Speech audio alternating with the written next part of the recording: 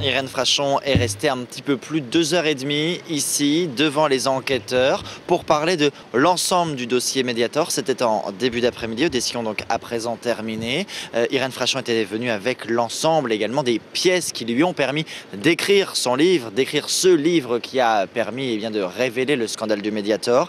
Les enquêteurs ont commencé à les examiner, des enquêteurs qui ont lu d'ailleurs le livre de la pneumologue, qui sont au fait du dossier, à croire ce que nous expliquait tout à l'heure Irène Frachon.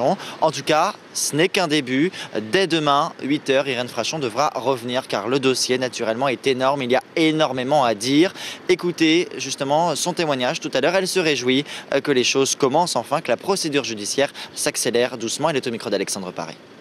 Je vois surtout ça comme une nécessité absolue que la justice puisse se pencher sur ce cas-là, notamment en pensant au nombre de victimes qui me contactent, en entendant leur souffrance, leur détresse, leur colère.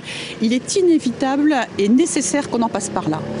Il faut que des juges se penchent sur ce qui s'est passé et donc il est nécessaire que tous témoignent. Est-ce que les policiers et les gendarmes, Adrien, s'attendent à être débordés avec ce scandale qui ne cesse de grossir ?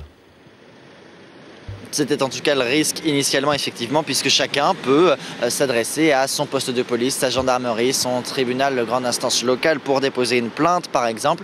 Mais désormais, tout est centralisé à Paris, au pôle de santé publique, entre les mains donc de magistrats spécialisés, en lien ici à Arcueil avec l'Office de lutte contre les atteintes à l'environnement et à la santé publique. Ce sont là des enquêteurs spécialisés, deux structures donc qui sont dédiées à ce type de problème, des magistrats et des enquêteurs qui ne font que ça, qui sont théoriquement armés pour faire face. Malgré tout, naturellement, le nombre de plaintes totales finalement enregistrées aura un impact. On en est d'ores et déjà à plus d'une centaine de plaintes. On en attend 500 au total d'ici la fin du mois.